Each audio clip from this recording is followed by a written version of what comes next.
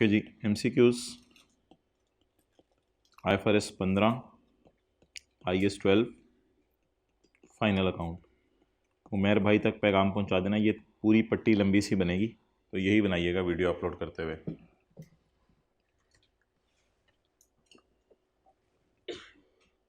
Okay,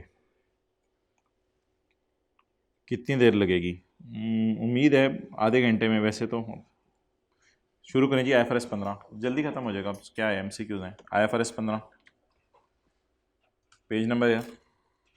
बस पेबस्तर है शजर से उम्मीदें बाहर रख, यही मैं जवाब दे सकता हूँ जूम वालों को। पेबस्तर है शजर से उम्मीदें बाहर रख। कोई ओके हाँ शां लिख दें आगे, फिर हम चलें जी। कौन सा वाला MCQ है जी? बॉटम से शुरू करें। बॉटम से मैं कह रहा हूँ 35 an entity record revenue over time if, टिक कर दें जी। An entity record revenue over time जी। मीटिंग वाले हजरात बोलें कोई option.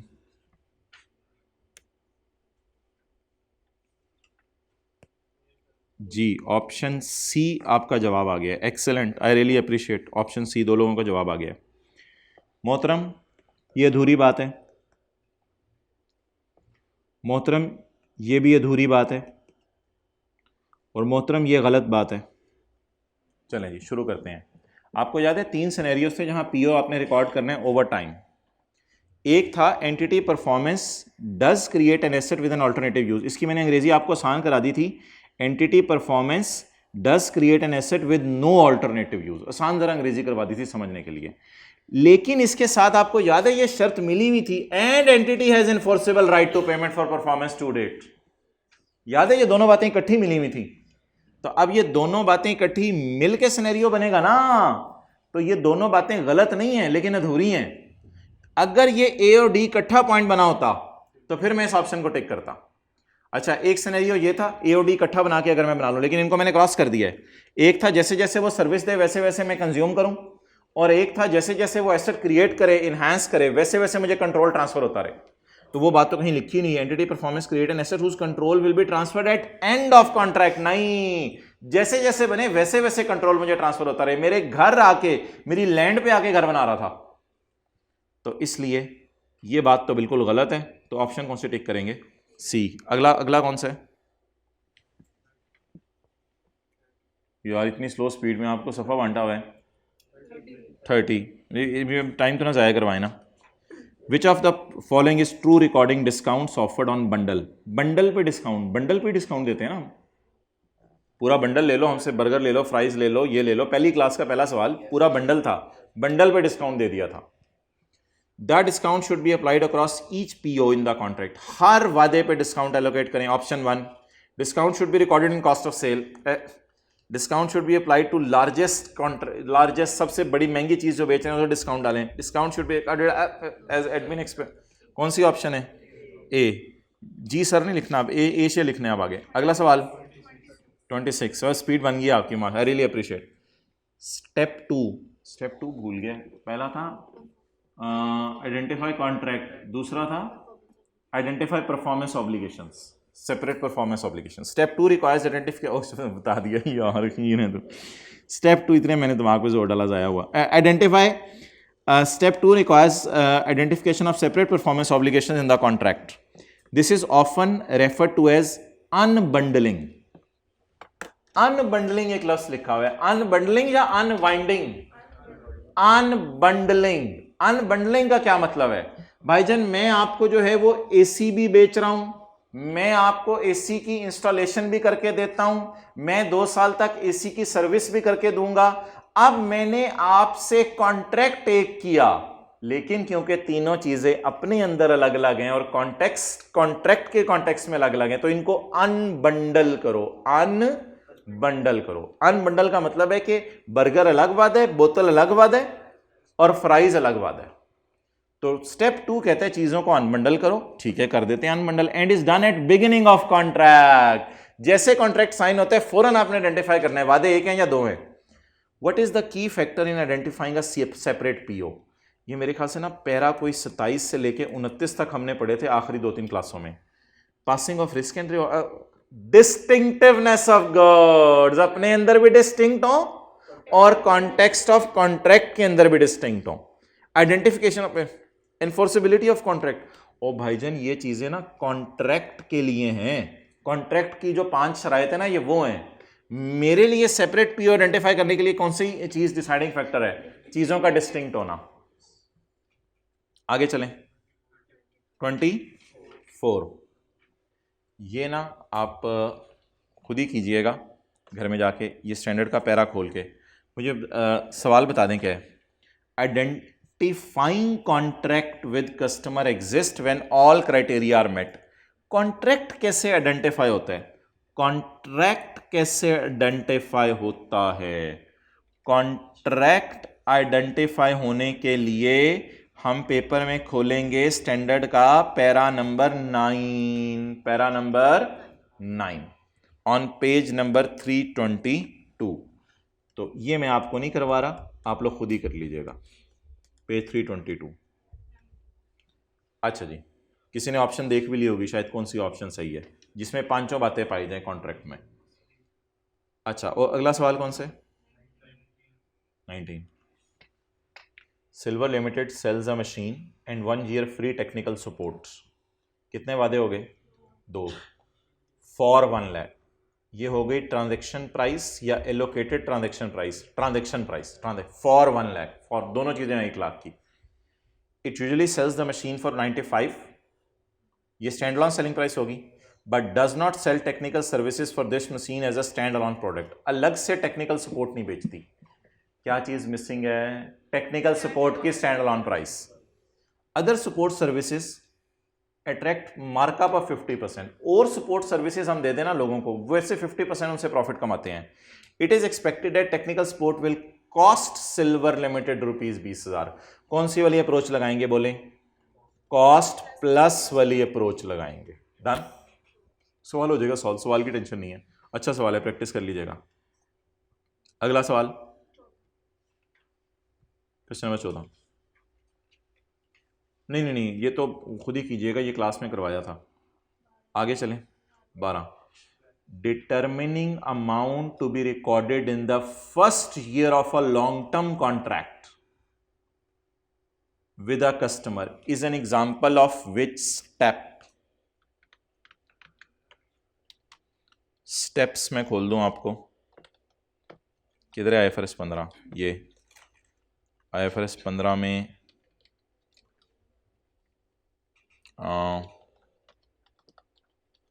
IFRS 15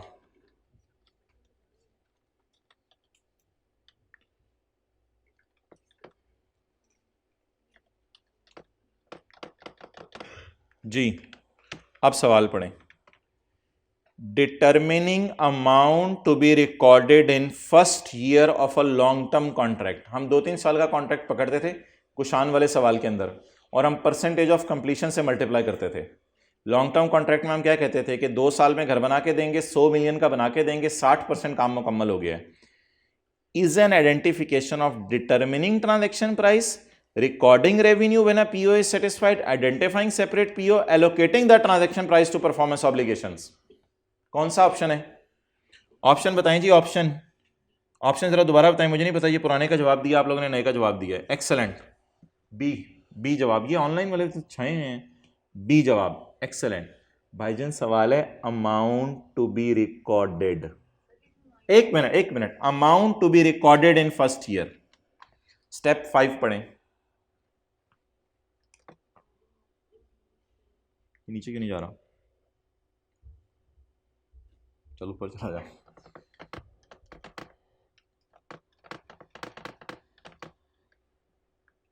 revenue recorded when the performance obligation is satisfied. मेरी बात सुने, आइडेंटिफाई कॉन्ट्रैक्ट वाले तो कुछ कहानी है नहीं इधर लिखी हुई। दो या दो से ज्यादा वादे भी नहीं दिए हुए उसने सवाल में कि उनको हम अलग अलग करें। ट्रांजैक्शन प्राइस एलोकेट करने का भी कोई जिक्र नहीं है सवाल में। और एलोकेट ट्रांजैक्शन प्राइस तब होगी जब वादे एक से ज्यादा होंगे। एक से ज्यादा उसने वादे दिए नहीं हुए। उसने सवाल क्या पूछा हुआ है? उसने पूछा है determine amount to be recorded in P and L for first year. First year कितनी अमाउंट पी एंड एल में लेके जाऊं, इट डिपेंड्स करेगा जितनी मैंने परफॉर्मेंस ऑब्लिगेशन सेटिस्फाई कर दी, and that is point B. ये डी गलत है। एलोकेट ट्रांजैक्शन प्राइस को कैसे करना है? परफॉर्मेंस ऑब्लिगेशन एक से ज्यादा कहां लिखी हुई है, मुझे ये बताएं ना, कहां लिखा हुआ है परफॉर्मेंस ऑब्लिगेशन एक से ज्यादा है? हो सकता है लॉन्ग टर्म कॉन्ट्रैक्ट एक ही हो, बस बिल्डिंग बना के देना, लिखा ही नहीं हुआ एक से ज्यादा वादे हैं। तो एलोकेट तो ट्रांजैक्शन प्राइस को तब करें ना जब एक से ज्यादा वादे हों। अच्छा, अगला सवाल कौन सा है? तो amount to be recorded in P and L कर लें, फिर शायद आपको पेपर में समझ आ जाए। Amount to be recorded in P and L. Cat Limited sold and installed an item of machine for 8 lakh on Yakam November. Included in the price was a sold and installed. Included within the price was a 2-year servicing contract, which has a value of 2,40,000 and a fee of installation of 50,000. So how much should be recorded in revenue in P&L for the year ended 31 December 2017 in relation to machinery की cell? भाईजान installation के साथ लिखा हुआ है कि highly complicated है और वो एसी के अंदर जाके इंटीग्रेट होके अंदर घुस जाएगी और बाद में अलग नहीं करनी पड़ेगी, नहीं। तो सिंपल इंस्टॉलेशन को अलग वादा लेने, ये सिंपल इंस्टॉलेशन को आपने मर्ज कर देने मशीन सोल्ड के साथ, अलग वादा लेने। अब वादे कितने हो गए? 3। Number 1 machine, number 2 installation and number 3 servicing. Cat sold and installed an item for 8 lakh. Included within this price was a 2-year servicing contract. अब आप मुझे बता दें what is the transaction price? 8 lakh which has a value of 2 lakh. अच्छा, servicing contract which has a value of 240 and installation of 50.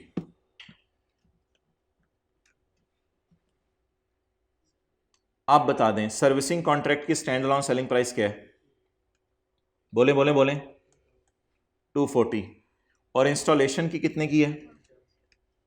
तो सवाल ने data ही नहीं दिया, सवाल ने मशीन की स्टैंड अलोन सेलिंग प्राइस नहीं दी। रेजिडुअल अप्रोच लगा लें, मजबूरी में 800 को यहां लिखें डरते डरते। अब क्या करें? और 800 को यहां लिखें, बैलेंसिंग बोलें 510। बता दें ये रेवेन्यू कितना रिकॉर्ड करेंगे? How much should be recorded in revenue in P and L for the year ended 31 दिसंबर 17। कौन कौन सा वादा at a point in time होगा और कौन कौन सा वादा ओवर टाइम होगा? ये दोनों at a point in time होंगे और ये ओवर टाइम होगा। तो 510 का रेवेन्यू पूरा बुक होगा, 50 का रेवेन्यू पूरा बुक होगा, और यकम नवंबर से लेके नजरें झुका के देखें 31 दिसंबर कितने महीने बन गए? 2। तो 240 डिवाइडेड बाय 24 ज़रब 2, कोई मसला? ये समझ आ गया? 240 डिवाइडेड बाय 24, 510 खुदा का खौफ करें, इंस्टॉलेशन भी तो साथ होगी। 510 का रेवेन्यू कैसे बुक होगा? तो 240 डिवाइडेड बाय 24 ज़रब 2, 24 क्या है? 24 महीने। तो 2 महीने का मुझे रेवेन्यू चाहिए। ओके, समझ आ गई बात किसने 510 लिखा है? ओके, क्योंकि मोबाइल से निकल के कुछ सजा नहीं दी जा सकती। आखिरी एमसीक्यू कौन सा है? 4। यस और नो बोलें फिर मैं आगे चलूँ। River Limited has prepare its draft financial statement for the year ended 30 September 2014। Has prepared, it has included the following transactions in revenue at the amount stated below. इसने ये चीज़ें रेवेन्यू में डाल दी हैं। Which of these are correctly recorded in revenue? कौन सी revenue में सही डाली हैं? एजेंसी सेल की है 2.5 मिलियन की,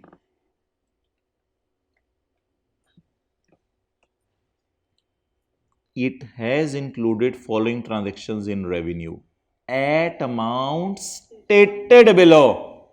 जो बिलो अमाउंट्स लिखी हैं उसी पे रेवेन्यू बुक कर दिया है। At amount stated below, what is the amount stated below?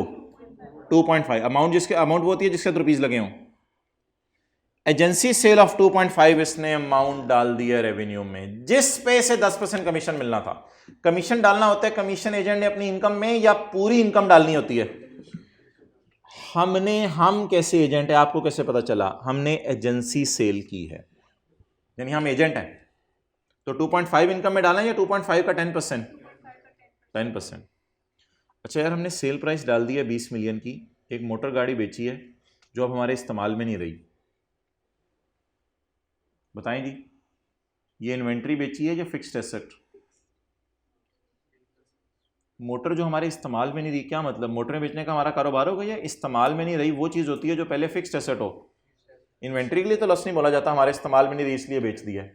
किसके लिए लफ्ज़ बोला जाता है? फिक्स्ड एसेट के लिए लफ्ज़ बोला जाता है, अब हमारे इस्तेमाल में नहीं रहा तो बेच दिया है। तो it was a fixed asset. Fixed asset का बेचना स्टैंडर्ड में नहीं आता, वो IAS 16 में इसका गेन रिकॉर्ड होगा, तो इसलिए IFRS 15 इसको डील नहीं करता। Sale of 15 million on 30 September 14, sale हुई है 15 million at amount stated below, revenue record हो चुका है। रेवेन्यू किस पे रिकॉर्ड हुआ है? 15 मिलियन पे। The amount was invoice to and received from the customer was 18 million, which include 3 million for ongoing service work to be done by RL over next 2 years। अच्छा जी, अब आप मुझे बताएं, सेल ऑफ 15 मिलियन हमने record की है 30 सितंबर को, ये अमाउंट हमने इनवॉइस की थी और रिसीव हो गई थी कस्टमर से, टोटल 18, जिसमें 3 million for ongoing services पड़ा हुआ है to be done over next 2 years। अक्लमंद बंदा है, शुक्र है 3 को इनकम में नहीं डाला। बिलो कौन सी अमाउंट आ रही है? 15 को इनकम में डाला, और डालना भी किसको चाहिए था? 15 को। वाई? सेल ऑन 30 सितंबर। क्या सर्विस रेवेन्यू को बुक करूं मंथली बेस के ऊपर, या सर्विसेज अगले साल से देना शुरू करेंगे? तो इसका मतलब है ये सेल सही बुक हुई है। और अगर थोड़ा सा मसला होता, अगर ये सेल 1 महीने पहले हुई होती तो फिर सेल 15 की बुक नहीं होनी थी, फिर 15 भी बुक होना था और 3 मिलियन का भी कुछ बड़ा बड़ा करके बुक होना था। डन।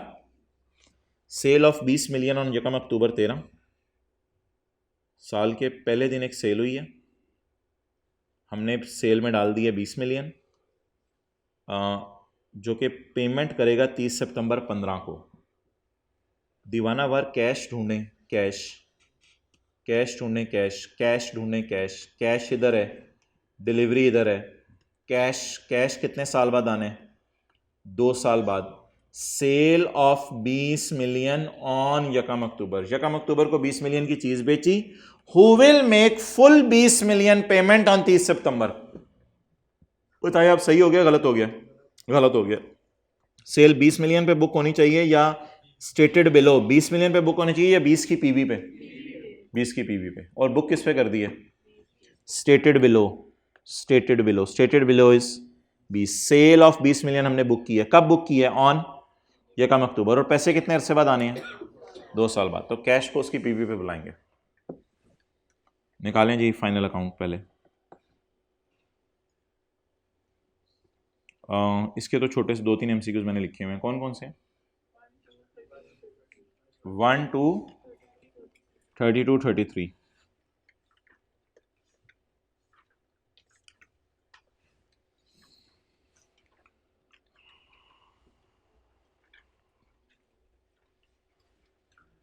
जी ऑनलाइन वाले हजरात, अस्सलाम वालेकुम का ए लिख के भेज दें। आगे चलें, पढ़ें 1 और 2। Which of the following body decides on accounting rules that must be applied by companies in Pakistan? Which of the body decide accounting rules that must be applied by companies in Pakistan? नहीं, SCCP Pakistan में decide करता है rule. ICAP तो नहीं decide कर सकता। Companies को तो कंपनी लॉ में भी SCCP का जिक्र होता होगा शायद बार बार। ICAP का क्या काम है, मैं अगली लाइन में बता रहा हूं।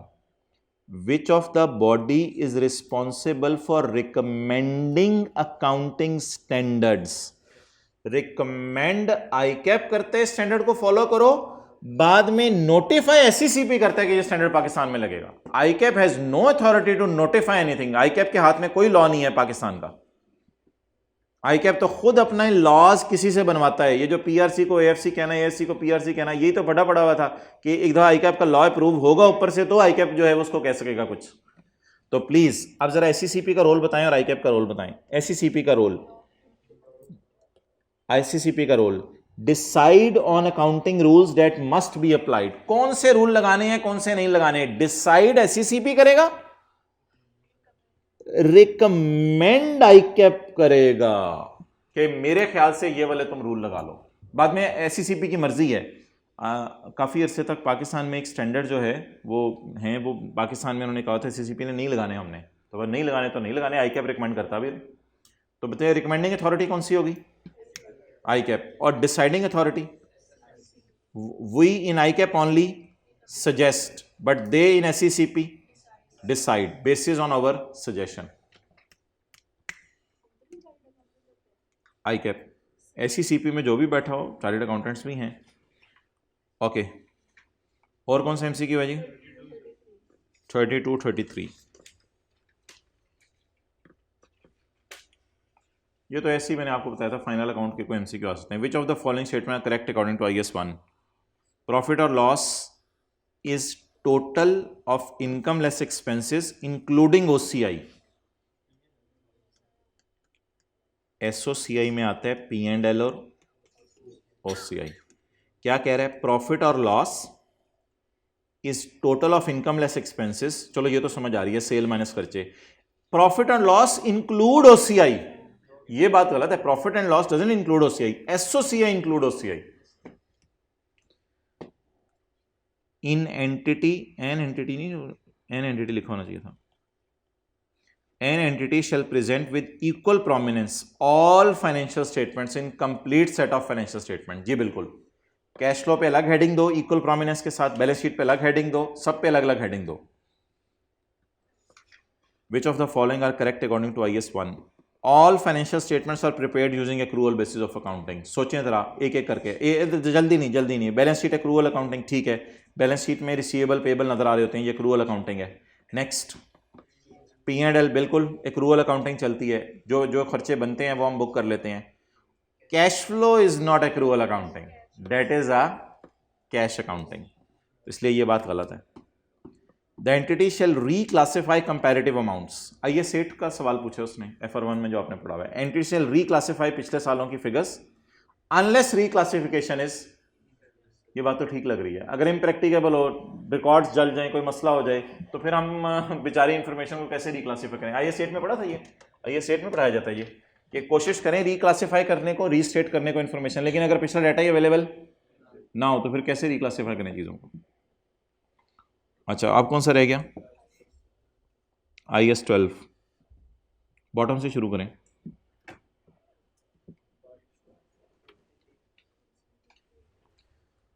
The following information relates to a building of Jet Limited. So, Subhanallah. The following information relates to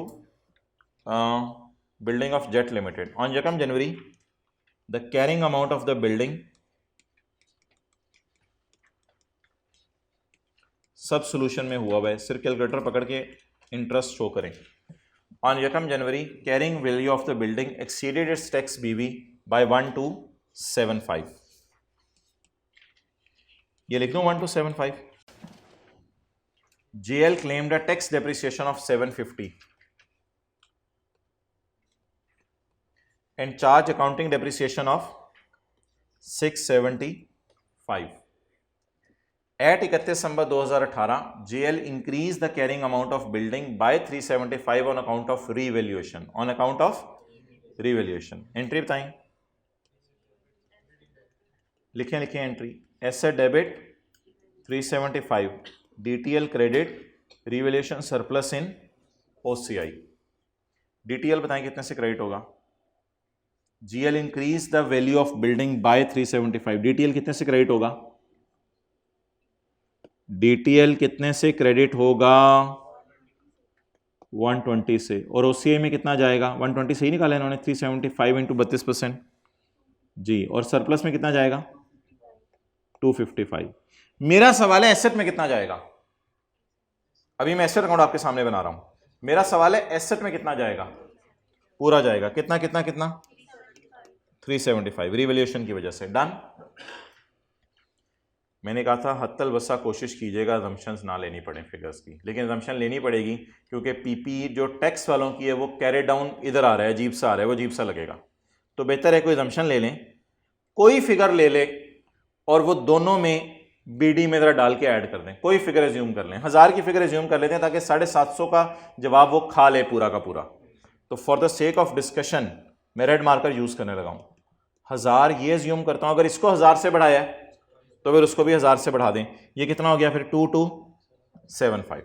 अब हमारा डाटा इस काबिल हो गया है कि हमें क्या दे दें, कैरी डाउन्स निकालें जी, कैरी डाउन। ओ रिवैल्यूएशन मैंने टैक्स वालों की नज़र में क्यों नहीं डाली, टैक्स वाले रिवैल्यूएशन नहीं मानते, टैक्स वाले रिवैल्यूएशन नहीं मानते। कैरी डाउन 1975 और 250। सवाल DTL एज एट बताएं in respect of building is as at. DTL as on बना के, एज ऑन बना के कैरिंग अमाउंट टैक्स बेस जी 19 और 250 1725 टैक्स 552। कौन सी ऑप्शन, डी। अच्छा, एक छोटा सा काम मैं कर रहा हूं सिर्फ आपको तंग करने के लिए, ये सवाल की रिक्वायरमेंट नहीं है। सही है, सही है, सही है, अभी तक सही है, मैं सही कर रहा हूं, आखिरी दिनों में इधर उधर घुमाने का टाइम नहीं है बच्चा। सही है, अच्छा ये याद रहेगा। 120 DTL अकाउंट में जाता है, DTL अकाउंट मांगा नहीं उसने, अब अकाउंट पूरा नहीं हो सकता बिकॉज BD भी मिसिंग है। BD तो वैसे निकल सकता है यार, इन दोनों का डिफरेंस लेके निकल सकता है, वैसे DTE भी मांग सकता है, वो BD भी निकल सकता है, और फिर DT बैलेंसिंग आ जाएगा बच्चों, वो डेबिट साइड पे भी आ सकता है, और अल्लाह अल्लाह अल्लाह खैर सला BD भी निकल सकता है। तो ये अकाउंट भी मांग सकता था, तस्वीर खींच लें, अकाउंट भी मांग सकता था। समझ आ गई बात, स्क्रीनशॉट ले लें, स्क्रीनशॉट लेना आता है, ये 3 लोग जो बैठे हुए हैं लेना आता है स्क्रीनशॉट, ले लिया, लेना आता है, यस ओके। DTL अकाउंट मैंने क्यों नहीं बनाया, मांगा नहीं, लेकिन आप लोगों ने क्लास के बाद आके मुझे पूछना था 120 जो आपने कैलकुलेट किया था वो कहाँ लेके गए आप, मैं लेके चला जाता अगर मेरे से क्या मांगा जाता, टी अकाउंट। ओके, अगला कौन से 22, which two of the following are examples where carrying amount is always equal to tax base. Carrying amount और टैक्स बेस को बराबर रखना है। मैं बॉटम से शुरू कर रहा हूं, बॉटम से। कैपिटलाइज डेवलपमेंट कॉस्ट, ये कौन सी होगी, अच्छी वाली डेवलपमेंट, बुरी वाली डेवलपमेंट, अच्छी वाली development. Capitalise development cost which are allowable in tax upon payment. मुझे बताएं हम अकाउंटिंग वाले क्या करते हैं कैपिटलाइज डेवलपमेंट कॉस्ट का, एसेट की कॉस्ट में डालते रहते हैं, डालते रहते हैं, एक वक्त आता है कि इनटेंजिबल में शिफ्ट कर देते हैं, इनटेंजिबल में शिफ्ट करने के बाद 5, 6, 7 साल इनटेंजिबल की लाइफ हो तो उसे आहिस्ता आहिस्ता अमॉर्टाइज करते हैं। हम अकाउंटिंग वाले कैपिटलाइज डेवलपमेंट को इनटेंजिबल एसेट बनाकर अमॉर्टाइज करते हैं।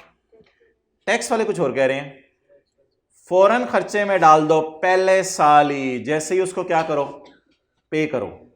आप जहन में लाएं, कैरिंग अमाउंट मेरी नजर आ रही होगी लेकिन टैक्स बेस 0 होगी। क्यों क्यों क्यों, क्योंकि टैक्स वालों ने फौरन खर्चे में डाल दिया। अगर टैक्स वालों ने फौरन खर्चे में डाल दिया तो इट मींस कि टैक्स वालों की नजर में ये एक्सपेंस है तो बैलेंस शीट में 0 अमाउंट जाएगी, लेकिन अकाउंटिंग वालों की कैरिंग अमाउंट नजर आती रहेगी जब तक कि 6-7 साल ये इंटेंजिबल हम पूरा इस्तेमाल ना कर लें।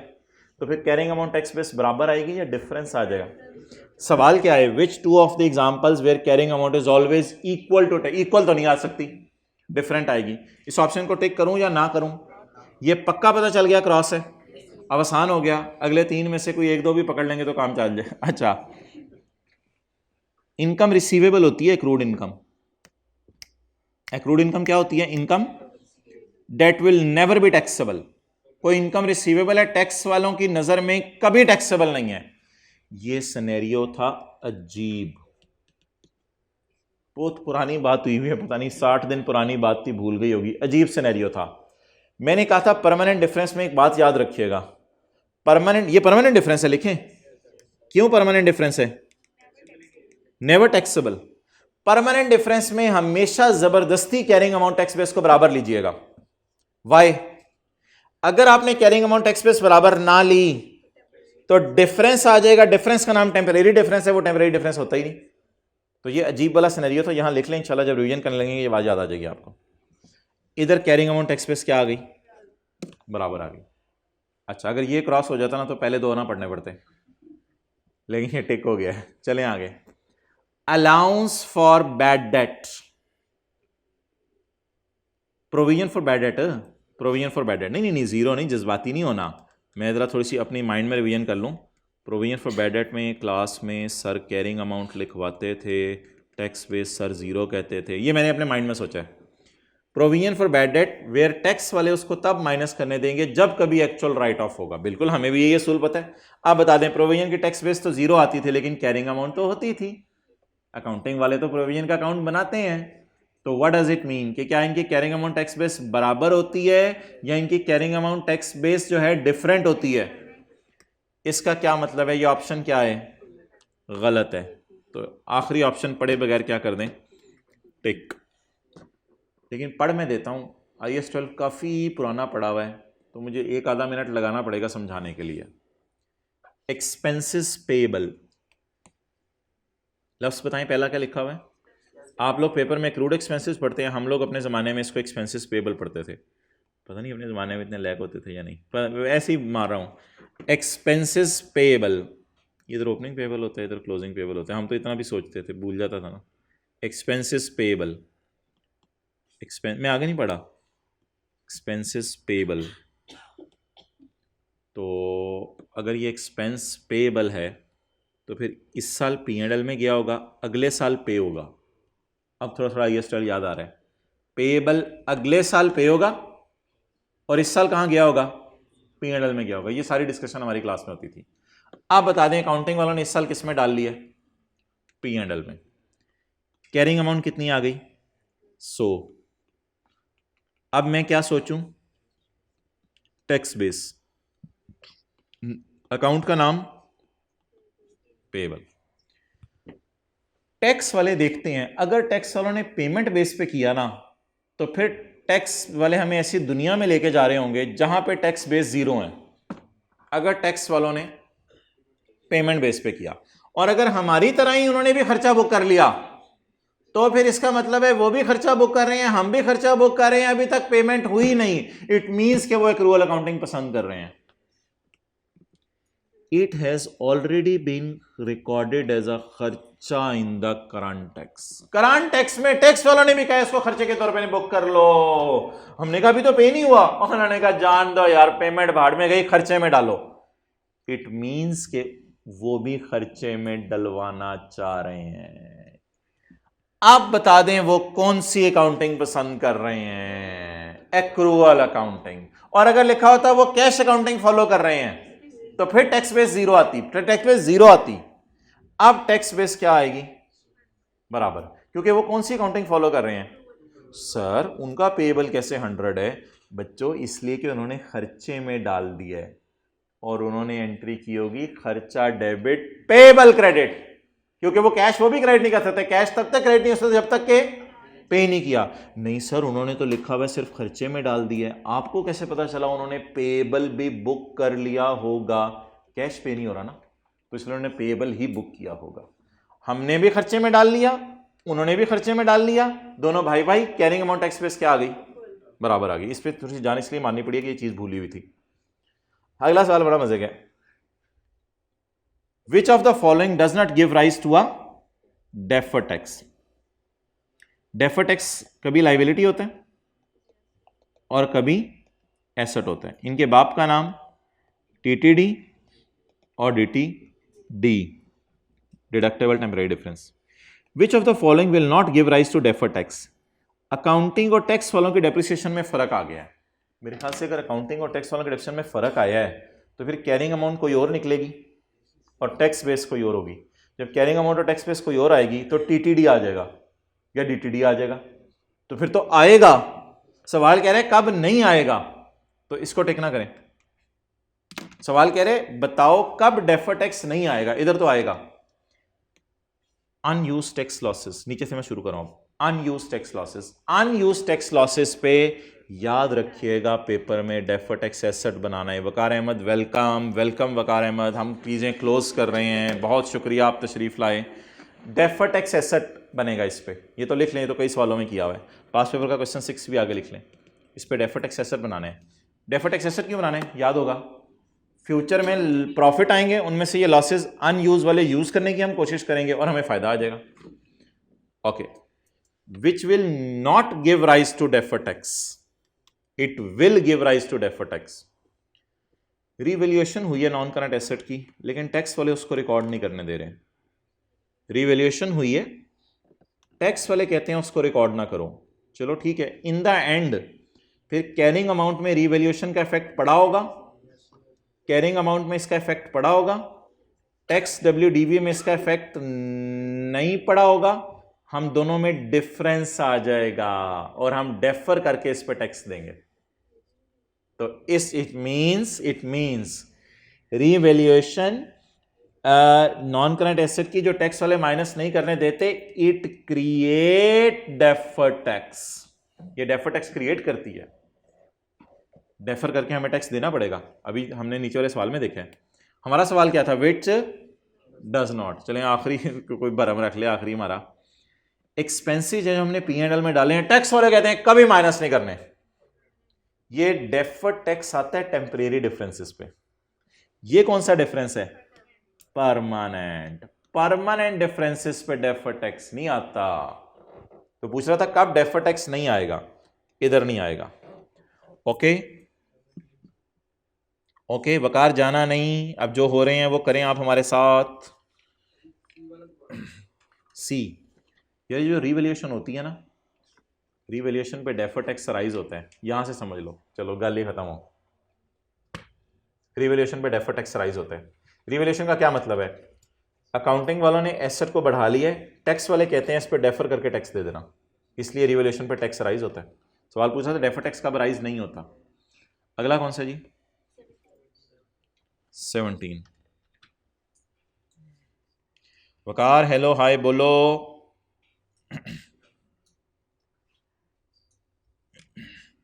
17 पढ़े ना आप लोग, मैं ज़रा वकार से बातें कर लूँ। नहीं बोल रहा, जानते हो वकार कहाँ बैठा होता था। 17, हाँ हाँ, ये बड़ा मज़े का सवाल है, ये कैश फ्लो का है। Statement of balance sheet include the following. Non current liabilities में क्या आ रहा है, डेफर टैक्स कौन सा वाला, लाइबिलिटी वाला, एसेट वाला। लाइबिलिटीज़ में तो लाइबिलिटी वाला ही है ना, तो DTL है। और करंट लाइबिलिटीज़ में क्या आ रहा है, टैक्सेशन। ये CTP टाइप चीज़ होती है, current tax payable. The tax charge in P&L is 270। P&L में टैक्स चार्ज 270 है। P&L बनाएं जरा, P&L बनाएं। चार्ज होता है खर्चा, P&L में टैक्स चार्ज 270 है। P&L बना लें जरा आप। अच्छा, अब मुझे दो अकाउंट बनवाएं, डेफर टैक्स लाइबिलिटी और प्रोविजन फॉर टैक्स, या टैक्स एक्सपेंस अकाउंट, जो मर्जी आप इसको कह दें। DTL का ओपनिंग नज़र आ रहा है स्क्रीन पे, नज़र आ रहा है 140। DTL का कैरी डाउन, टैक्स पेबल का ओपनिंग 160, टैक्स पेबल का क्लोजिंग 130। बैलेंसिंग DTL अकाउंट में दो बैलेंसिंग आएंगे और प्रोविजन फॉर टैक्स के अकाउंट, DTL अकाउंट में एक बैलेंसिंग आएगा, DTE खाली, और प्रोविजन फॉर टैक्स के अकाउंट में दो बैलेंसिंग आएंगे, एक CTE भी आएगा और दूसरा गवर्नमेंट को पेमेंट भी होगी। गवर्नमेंट को पेमेंट सिर्फ CTP अकाउंट की होती है, गवर्नमेंट को पेमेंट DTL अकाउंट की नहीं होती। DTL अकाउंट में एक बैलेंसिंग आएगा, वो पहले निकाल लें, 100 70, 170 को इधर लाएं। अब सीटी निकाल के वो अकाउंट पूरा करें। अब सीटी बैलेंसिंग निकालें। अब सीटी बैलेंसिंग निकालें, कितना? 100। खर्चा या खर्चे की रिवर्सल, सीटी क्या है? खर्चा। खर्चा, खर्चे आपको पता है इधर आते हैं एक्सपेंस अकाउंट में, खर्चे, खर्चे इधर आते हैं। इसको मैं इधर लेके गया हूं, खर्चे इधर आते हैं। इस साल गवर्नमेंट को टैक्स पे किया होगा, हर साल हम गवर्नमेंट को टैक्स पे करते हैं, कितना? 130। सवाल था ये कैश फ्लो में आप लोग करते थे FR1 में, लेकिन कैश फ्लो में ना ऊपर वाला अकाउंट नहीं बनता था, नीचे वाला अकाउंट बनता था। कैश फ्लो में आप लोग नीचे वाला अकाउंट बनाते थे और टैक्स पेड की फिगर निकालते थे। करते थे नहीं करते थे? कैश फ्लो में टैक्स पेड की फिगर आप निकालते थे।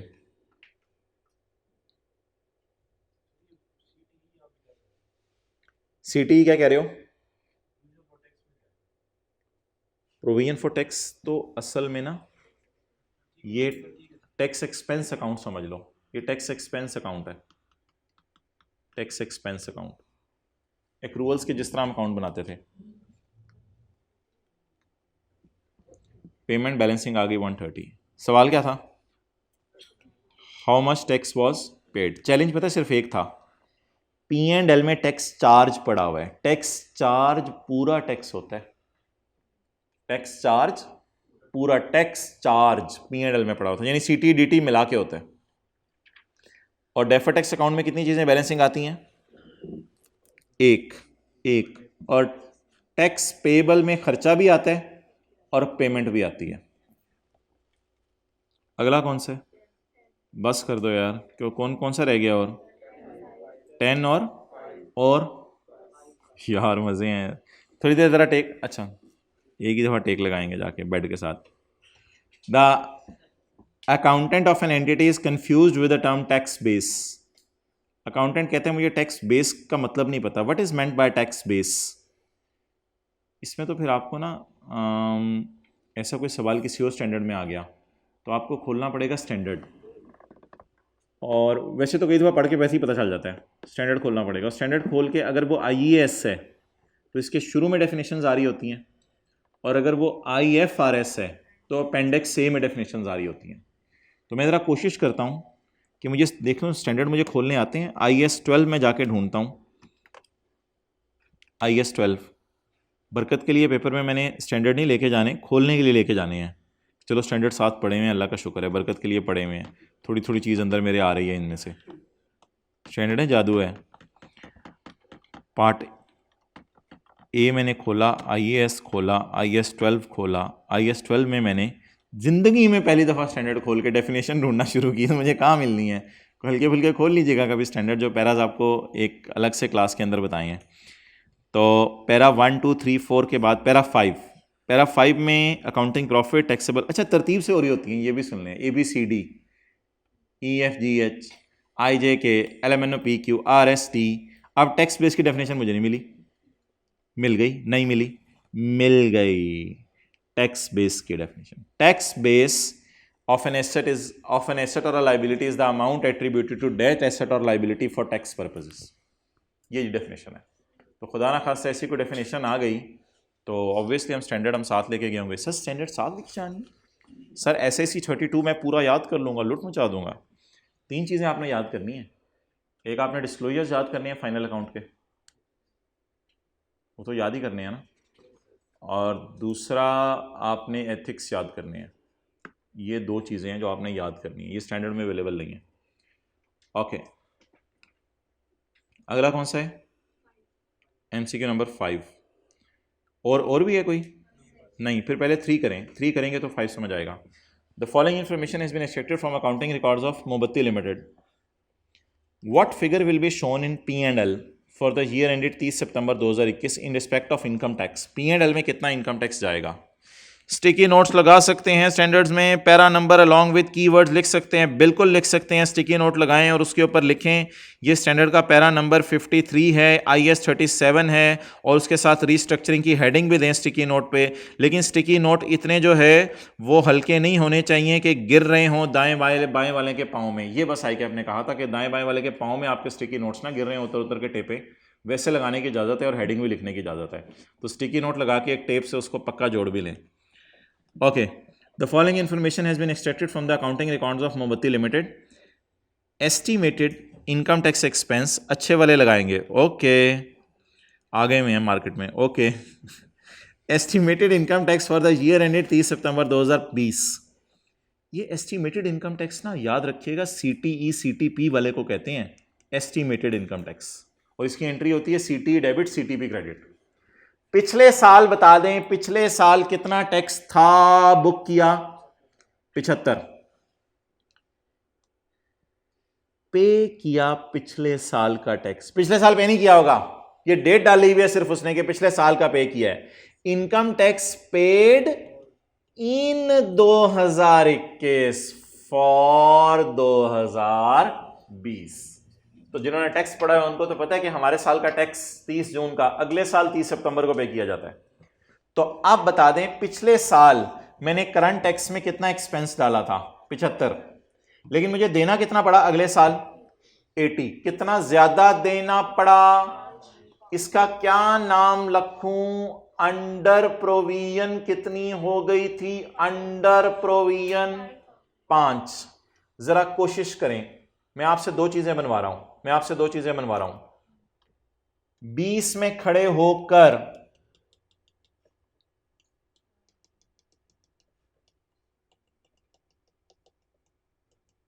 प्रायर 20 में खड़े होकर 20 का टैक्स कितना निकाला था? 75। जब पे करने गए 21 में तो गवर्नमेंट ने हमारी करंट टैक्स की वर्किंग में मसले निकाले, अंडर प्रोवाइड किया हुआ था। It is a change in estimate. इसको रिट्रोस्पेक्टिवली 20 में जाके सही नहीं करना, इसको हमने 21 में जाके सही करना है। अच्छा जी, अब बता दें इस साल का अपना टैक्स कितना है? अगले साल का अपना टैक्स 83। उसके साथ पता नहीं 2022 में जाके क्या हैंड हो इस 83 के साथ, वो वक्त बताएगा। मुझे बता दें 20 का कितना टैक्स हमने रिकॉर्ड किया था? 75। और पे कितना किया? अंदाजा कितना लगाया था और पे कितना किया? 80। कितना और रिकॉर्ड कर लें? 5 और। 80 पूरा रिकॉर्ड नहीं करना, 5 और रिकॉर्ड कर लें। आप बता दें, सवाल पूछ रहे 21 के P&L में क्या जाए? 88। 21 के P&L में 88 जाए, नोट कर लो। अंडर प्रोविजन क्या होती है? पिछले साल कम रिकॉर्ड किया था। बोलें, पिछले साल कम रिकॉर्ड किया था। लिखें, अंडर प्रोविजन का मतलब है पिछले साल कम रिकॉर्ड किया था।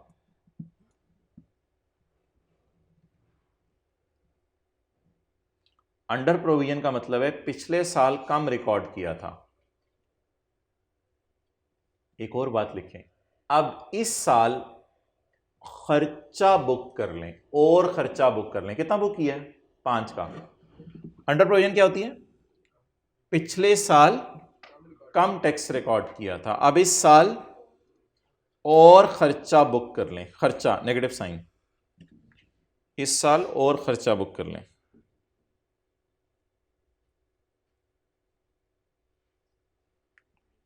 Okay, next. अब आए जरा 5 की तरफ।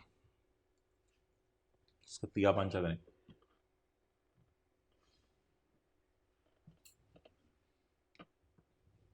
Hall limited has following balances included in trial at 30 June 14। Taxation और डेफर टैक्स। अच्छा, ये तो DTL है। टैक्सेशन की डिस्कशन मैं जरा बाद में करता हूं। ये DTL है। क्यों? क्रेडिट, ये DTL है। द टैक्सेशन बैलेंस कहते हैं, मैं बताता हूं। हमने कहा बताना सही, कहते हैं हाँ जाहिर सी बात है। मैं कहा बताओ। द टैक्सेशन बैलेंस, कहते हैं आगे तो चलो। हमने कहा नहीं, हम बरकत के लिए दोबारा पढ़ेंगे। द टैक्सेशन बैलेंस कहते ये जो आपको 7,000 नजर आ रहे हैं इसके बारे में मैं बताता हूं। मैंने कहा बताओ। कहते the taxation balance relates to over provision of पिछला साल। ये पिछले साल ज्यादा टैक्स प्रोवाइड हो गया था। अब कुछ इस किस्म की कहानी सोचें। मैं अपनी तरफ से फिगर्स बोल रहा हूं कि पिछले साल बुक हो गया था 1,07,000, गवर्नमेंट ने सिर्फ मांगा 1 लाख। ये 7,000 की खुशी है। जो लाइन आपने अंडर प्रोविजन के लिए लिखी है उसी तरह की लाइन यहां लिखें। ओवर प्रोविजन का मतलब है, ओवर प्रोविजन का मतलब है, आगे फिक्रा पूरा करवाएं। एक्सेलेंट। पिछले साल ज्यादा खर्चा रिकॉर्ड हो गया था।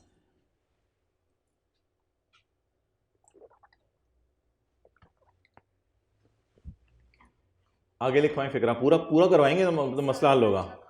मैं आपको 15 मिनट सिर्फ ये क्रेडिट का लफ्ज समझाने के लिए लगवा रहा हूं और आप लोग मेरे साथ नहीं दे रहे। आगे आगे लिखें। आगे अब इस साल खर्चा कम करेंगे।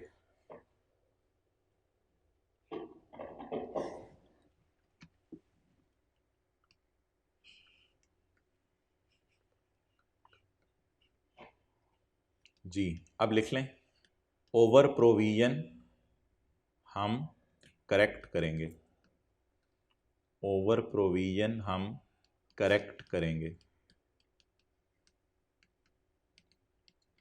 जरा सोच के बताएं, ये ओवर प्रोविजन करेक्ट करना क्या होगा? गम होगा, खुशी होगी?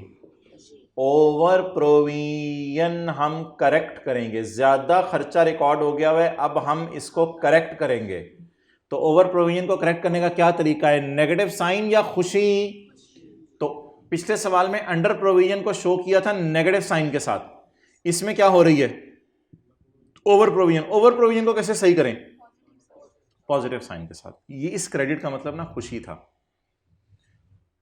सर ये तो इस साल का टैक्स भी हो सकता था, 30/14 ऊपर डेट लिखी हुई है। बिल्कुल बिल्कुल, मैं आपसे 100% एग्री करता हूं, ये इस साल का सीटी हो सकता था, लेकिन सवाल ने बता दिया ये इस साल का सीटी नहीं है। ये तो पिछले साल के ज्यादा टैक्स पे करने के बदले, पिछले साल ज्यादा रिकॉर्ड कर लिया था, उसके बदले इस साल हमें क्या हुई है? एक खुशी हुई है। The tax balance relates to over provision from 30 June. 30 June में ओवर प्रोविजन हो चुकी थी। ओवर प्रोविजन को सही करने का क्या तरीका है? एक चीज पहले ही ओवर हो चुकी है, ज्यादा टैक्स रिकॉर्ड हो चुका है, उसे कम करने का क्या तरीका है? खुशी बुक कर लें। अब सारी चीजें भाड़ में जाएं। पहले आप मुझे बताएं, पिछले साल का डेटा अवेलेबल नहीं है, पहले आप मुझे बताएं कि सीटीई प्रायर P&L में मैं पॉजिटिव 7,000 डालूं या नेगेटिव 7,000? पॉजिटिव 7,000। पिछले साल ज़्यादा रिकॉर्ड हो गया था तो नेगेटिव साइन से शो किया होगा, इस साल पॉजिटिव साइन के साथ। रटा नहीं मारना कि ओवर प्रोविजन को हमने प्लस करके सही किया। At 30/14 the directors estimate that provision necessary for tax on current year profits is 12 million. ये जो एस्टिमेट होता है ना, ये करंट टैक्स के साथ लफ्ज यूज होता है, लिख लें हमेशा। ये मैंने आपको फाइनल अकाउंट में भी बताया था। At 30/14 director estimate that provision necessary for tax on current year profits is 12 million. बोलें ये फिगर कितनी आ गई? 12 मिलियन। नोट करें, 12 मिलियन ये हो गया। अब खड्डा सिर्फ एक रह गया, कौन सा? डीटी का। इस साल का टैक्स भी डायरेक्टर्स ने हमें बता दिया 12,000। अच्छा, इसमें ना पिछले साल का टैक्स नहीं बताया हुआ था कि हम खुशी और गम खुद निकालें, इसने इसमें खुशी गम निकाल के दे दी थी। The balance on deferred tax account, balance on deferred tax account, इस वाले के बारे में कुछ बताने लगे। The balance on deferred tax account needs to be increased to 23। इसका मतलब है ये बीडी था, needs to be increase to 23। इसका मतलब है ये गलत था, ये बीडी था। ऊपर 30/14 से धोखा नहीं खाना। ट्रायल के अंदर ब्रॉड डाउन बैलेंसेस पड़े होते हैं, कोई मसला ही नहीं। ट्रायल में ब्रॉड डाउन बैलेंसेस इसलिए पड़े होते हैं कि कुछ ऐसे अकाउंट होते हैं जिनको हिट ही साल के एंड पे होना होता है। The balance in deferred tax account needs to be increase to 23। सबर सबर सबर सबर। The balance increase to be need to 23। था कितना 16। Needs to be increase by 23 by 23 by 23 by 23 लिखा होता तो ये करते।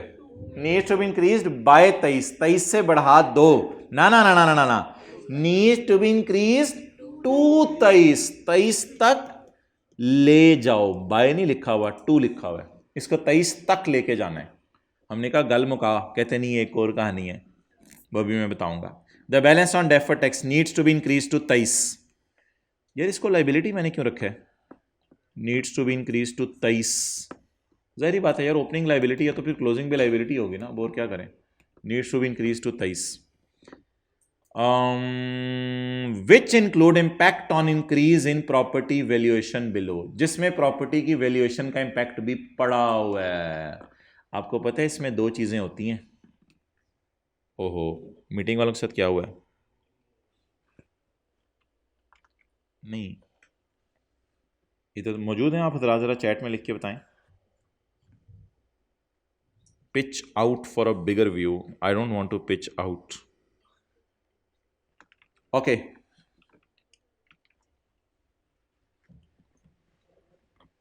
जी शुक्रिया भाई। अल्लाह आप हजरात को इसी तरह जो है वो मंगल को 13 तारीख को आने की तौफीक दे 11:45 पे।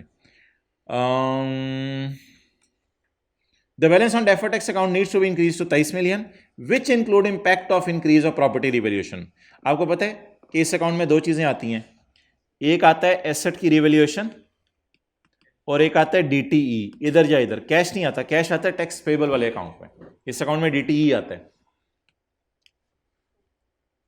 During the year, Hall Limited revaluates property for the first time, resulting in a gain of 10. Entry बताएं, gain of 10, gain of 10, revaluation gain आ गया 10 का। जल्दी जल्दी जल्दी, गेन है या डीटीएल की फिगर दे रहा है? गेन दे रहा है, gain, resulting in a gain of 10। Asset कितने से बढ़ा? 10 से। रिवैल्यूएशन सरप्लस इन ओसीआई 7 7 7 10,000 कर लें, 7,000, और डीटीएल 3,000। नोट करें।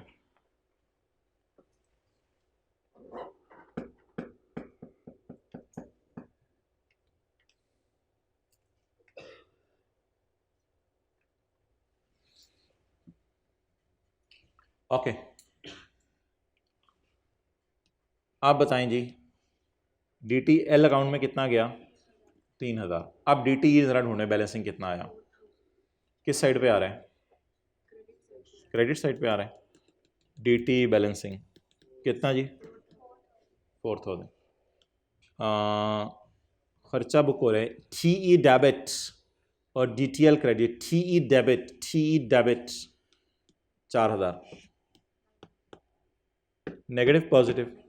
नेगेटिव कितना? 9,000।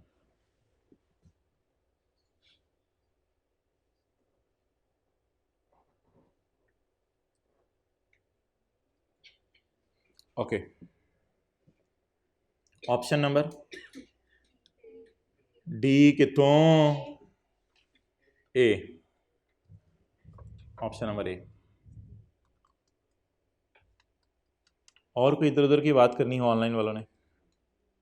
आप लोगों ने कोई इधर उधर की बात करनी हो? हाँ, मैनेजमेंट फीस इनकम और मैनेजमेंट फीस एक्सपेंस P&L में आपने बराबर साइन के साथ उल्टाना है, लेकिन बैलेंस शीट में मैनेजमेंट फ़ी रिसीवेबल और मैनेजमेंट फ़ी पेएबल सिर्फ उल्टाना है। क्वेश्चन रेफर कर दें, मैनेजमेंट फ़ीस इनकम और मैनेजमेंट फ़ीस एक्सपेंस। इसका पास पेपर का क्वेश्चन नंबर 2 है कंसोलिडेशन में। पास पेपर का क्वेश्चन नंबर 2 नहीं है, 3 है, OL वाला। लेकिन उसमें अगर आप वो डिस्कशन अटेंड करोगे ना, वो उसका ज़्यादा फ़ायदा होगा, बजाय कि इधर उधर जाओ। तो वो पार्ट बी है एक मेरे ख्याल से IFRS 9 में। हाँ, वो अब आप लेक्चर ले लो, नीचे उधर होंगे। अभी मैं लेक्चर ढूंढ देता हूँ, आपको भी मैं लेक्चर ढूंढ देता हूँ। ये तो एक इंडिविजुअल मसले हैं, इनके मैं लेक्चर नंबर ढूंढ देता हूँ। वो मैं आपको लेक्चर नंबर ढूंढ देता हूँ, वो तो 15-20 मिनट में समझाना पड़ता है सारा।